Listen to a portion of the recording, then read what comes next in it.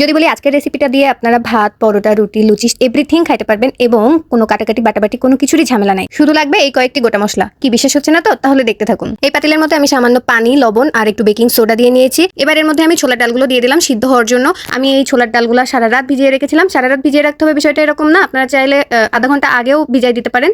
আচ্ছা, আপনারা কে কে জানেন এই ছোলার ডালকে চট্টগ্রামের লোকজন চনা ডাল বলে? আমি কিন্তু জানতাম না। দোকানে যে আমি ছোলার ডাল চাই, ওই লোক বলে এই চনার ডাল দাও তো। পরে আমি বলি না না, চনার ডাল না তো, ছোলার ডাল। পরে উনি হাসতে হাসতে ওনার দোকানের ছেলেটাকে বলে যে এই ছোলার ডাল দাও। আমি তো প্রথমে অবাকই হয়েছিলাম, কি বাবা ছোলার ডালকে উনি চনা ডাল বললো কেন? পরে উনি আমাকে বিল করার সময় বলতেছে যে আমরা চট্টগ্রামের লোক ছোলার ডালকে চনা ডাল বলি। আচ্ছা, আপনারা দেখতে পেয়েছেন আমি তেলের উপরে একটু গোটা মশলাগুলো দিয়ে এরপরে সিদ্ধ করা ছোলার ডালগুলো দিয়ে দিয়েছি। এরপর লবণ হলুদ দিয়ে ফুটে উঠলে এর মধ্যে একটু চিনি, গরম মশলা গুঁড়া আর জিরা গুঁড়া দিয়ে আমি অপেক্ষা করবো ঝোলটা কমার জন্য। এই তো ঝোলটা কমে এসেছে, এটা এখন একদমই রেডি। আপনি চাইলে এখন রুটি, পরোটা, ভাত, লুচি যে কোনো কিছুর সাথে এটা পরিবেশন করতে পারেন। দেখলেন তো কত সহজেই হয়ে গেল। না আছে কাটার ঝামেলা, না আছে বাটার ঝামেলা। আমরা মেয়েরা তো এরকমই চাইতে না, ঝটপট রান্না করে পরে সারাদিন ঘুমাই থাকবো খাটের উপরে। উফ কি আরাম।